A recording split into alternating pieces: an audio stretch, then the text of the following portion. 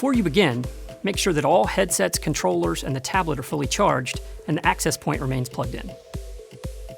First, let's make sure you know how to get to the preloaded content. In order to view the Wild Immersion videos, you will need to click on the yellow Skybox app, which can be found in the library. If you are prompted to allow access to storage or location, click Yes, and then click on the desired video to play.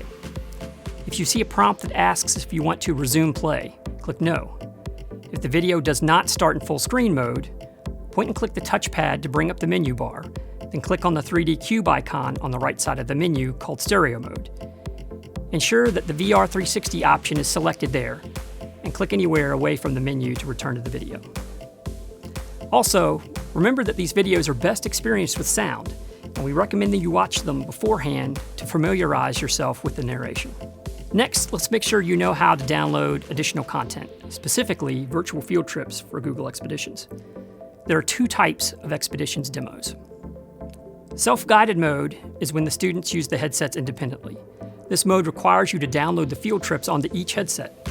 We recommend you do this so that you can show the headsets on their own, particularly if you only have a few minutes to demo. Teacher-guided mode is when the teacher guides all students through an experience. This mode requires you to download the field trips only onto the tablet. We recommend you do this so you can show teacher-guided mode if time allows in your demo. Now, let's talk about how to download the field trips. First, be sure you're connected to the internet using one of the methods described in the Internet Connection module. Next, click the Orange Expeditions app from the home screen to open it, and swipe left to reach the thumbnail gallery.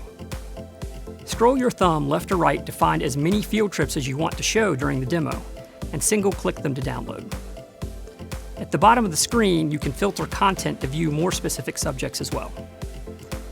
Once the field trips are downloaded, you will see a checkbox next to them that indicates they are on the device and available to use. Any field trip that does not have a checkbox next to it will not be available to show in self-guided mode. The same process should be used for downloading content onto the tablet.